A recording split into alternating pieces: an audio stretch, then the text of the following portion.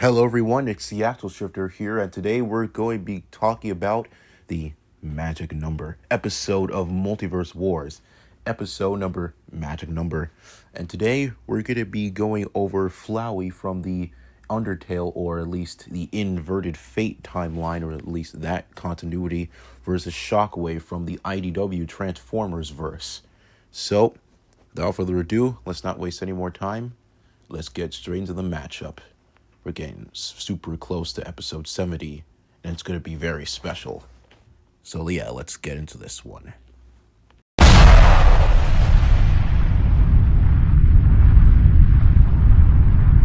Flowey, otherwise known as Azrael Dreamer, is the main antagonist of Inverted Fate, and although his name obviously is Azrael, and he's also acted as a dragonist to further his goals, and after stealing Frisk's soul as Azrael Dreamer, the god of hyperdeath, during the end of the True Pacifist route, he accidentally created the alternate timeline where the story takes place, and where he is the main bad guy. As Flowey is the only one who remembers the previous timeline, he uses to his full advantage, introducing himself to Frisk as his friend and roping him and Papyrus to his plans. And Flowey also aims to capture the human souls yet again for an even greater scheme. In terms of AP and durability, Flowey wants to move an elevator from True Lab to New Home in a matter of seconds, which yielded over 74,302,539,593 joules of energy, which is enough to destroy multiple city blocks. But he easily is more powerful than that, as Flowey eventually accidentally tore apart and reconstructed the previous timeline into the current one, as stated in his pre-analysis. So at his absolute best, he should scale to around universal levels of power, which is pretty impressive. And now as for speed, he could dodge a strike from Frisk, and Frisk could dodge the Greater Dog's Barks, which travels at around 197.35 meters per second, or around subsonic speeds. But Frisk is even faster than that with higher levels of determination, as he can keep up with Torel and Undyne, characters who move around at massively hypersonic speeds, somewhat which Flowey should scale to all these feats, making him just as fast. Flowey is also pretty intelligent, or Azrael as he's also called, as after all the resets that have happened, he's becoming more knowledgeable and can manipulate many of the game's characters into just doing exactly what he wants, which shows he does have a degree of a bit of social influence, and you could say, or at least just, manipulating them. Now as for hacks and abilities, he does have the souls of most of the other characters. First we have Cyan, which can fire a cyan flash-like beam from the tip of the soul that freezes incoming projectiles. Orange can grant him temporarily invincibility and allow him to move through fire. There's also more, such as red, blue, yellow, green, purple, and also once again red.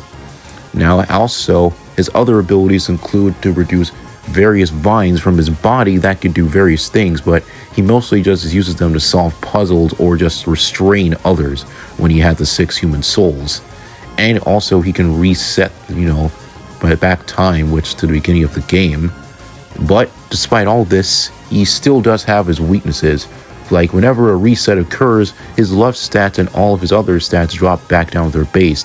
And while extremely difficult, significant failure can make a user of determination just give up, and though this can be a result in the reset much earlier than the last save, also someone with his same determination or higher will result in his ability to save and load being disabled, which Valley will eventually be defeated. You can still eventually defeat him.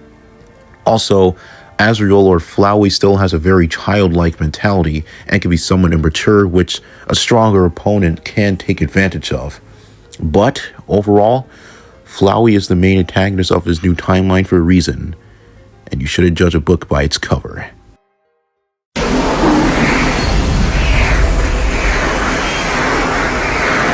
Shockwave is a Decepticon who is the master scientist focused on his superlective intellect and defeating infantry and securing the future of his species.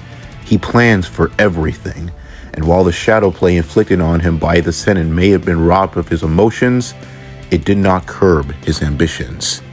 In terms of AP and durability, Shockwave was already around planetary level and even higher than that, considering that he fought and defeated the more powerful Scorpionic, the same guy who tanked the Torkinus mech refinery explosion at point-blank range, which was confirmed that the shot that the cannon would penetrate the latter's armor, which Shockwave should scale to. But his most impressive AP feat is when he drew enormous amount of energy from the dead universe since its creation, and this resulted in a dimension's lifeless state. He also pretty much has complete control over space and time, and even planned to revert all of history to a singularity where concepts such as physics, time, and space would have never existed. He can also negate durability in many ways and stuff, and so in the end, Shockwave's in the universal range of power. Now as for speed, he should be able to have subsonic travel speed at his baseline, or at least in his ult mode, but for his combat and reaction speed, he's easily around sub-relativistic to massively faster than light plus, as he's capable of keeping up with Grimlock, and Grimlock is capable of keeping up with Megatron, who kept up with Starscream being on par with Thundercracker, who can move to the atmosphere in a short amount of time. All of this applies to Shockwave, so yeah. He is pretty quick and pretty hard to hit despite his massive size. Now as for his hacks and abilities, Shockwave has this iconic arm-mounted arm cannon which he can use to shoot energy blasts, which can cause a large amount of damage or at least destruction. Next we have his ores. First is Ore 1, this grants him control over time itself, allowing him to travel towards all points of time and as well as shift others throughout time. Pretty much reverse and forward time to warp reality at his will. Ore 2 gives him the power over death, as it causes a localized decaying effect, and anything that comes into contact with it will instantly be drained of its life and any target. And the other ores give Shockwave the powers of gravity manipulation, power absorption, convert materials into another form, can heal himself from grievous other wounds or damage he takes, and can also create immunities to diseases, warp space, bend the minds to his will, and can reconstruct himself whenever he dies, essentially.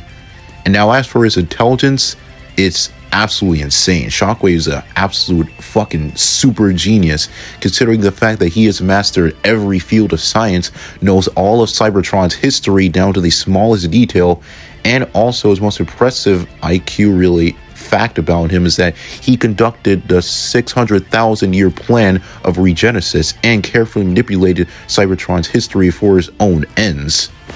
And yeah, as for his weaknesses though, honestly, there's not really much notable weaknesses Shockwave has, well, other than the fact that he can still be defeated by other opponents, most notably the Autobots.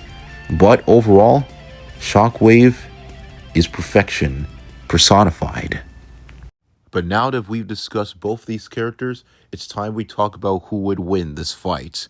And to be fair, both these characters are extremely powerful in their own right and are absolute menaces in their worlds. But in the end, I would have to say that Shockwave would be the winner of this fight. And I will tell you why. For one, while Flowey does have the power of a reset, it's also shown that his stats still do drop down to his base form whenever the reset is made. Now to mention, also, Flowey does still have a childish mentality. Shockwave, on the other hand, has never really shown any real emotions, according to Megatron, that is, which means that Shockwave is much better at staying focused and at least keeping his composure better than Flowey, who continues to make immature decisions and still that's pretty childish, like I said before. And now both are pretty comparable in terms of their attack potency and durability, both being in the universal ranges of power at their absolute best. But however, all of that completely changes when speed is brought up. Shockwave can react at massively faster than light speeds at his best, or at least sub-relativistic, whereas Flowey at his best can only cap at around massively hypersonic speeds, which means that Shockwave, when count, is roughly over 245 million times faster than Flowey.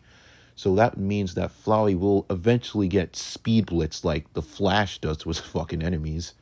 And now for their powers and abilities, they are pretty deadly, but Shockwave does still get the advantage over him.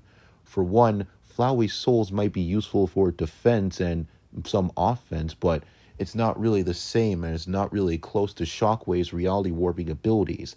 Plus, the Decepticon can freely move time, reverse and fast forward through it, and can manipulate others through time.